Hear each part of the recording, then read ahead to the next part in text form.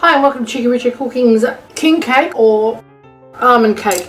We've just got an egg here. We're going to be using that as an egg wash. We've made some almond cream here. I've showed you how to make that in a different recipe, and what we're going to do is get 2 sheets of just store-bought puff pastry. I've got some flaked almonds here, and we're going to spread our almond filling really thickly all over our pastry. Put the lid on it, which is another sheet of pastry. Brush it with beaten egg and sprinkle it with the flaked almonds. So just get to within about 30 millimeters or 1 inch of the edge. Got it on a piece of baking paper. The reason I haven't painted the egg wash on the edge at this stage is I need to hold it with my fingers, otherwise it just slips all over the baking tray.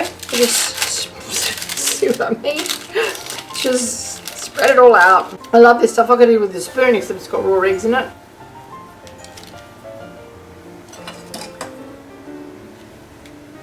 Make it nice and even, bring it in from the edge. Okay, now get our egg and brush it right around the edge.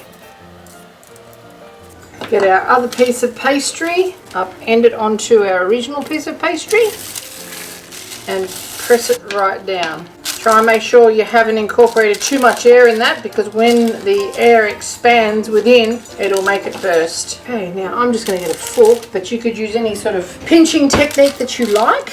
We need this to be well sealed right around the edges. Okay, when I get to the corners, I like to just come in on the angle like so. Okay, perfect. Now, brush it liberally, including these edges here, with our egg.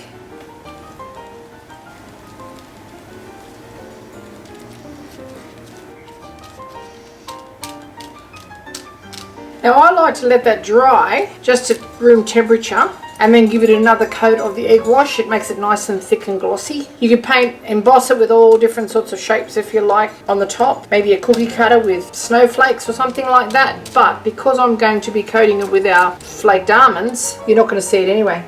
Okay, that's quite tacky now. I'm going to give it another little coat. Sprinkle it with our almonds and get it into 180 degrees for about 15 minutes until it's nice and puffed and golden. Now the almonds are going to stick to this like a glue, and they'll go nice and toasty and brown as well.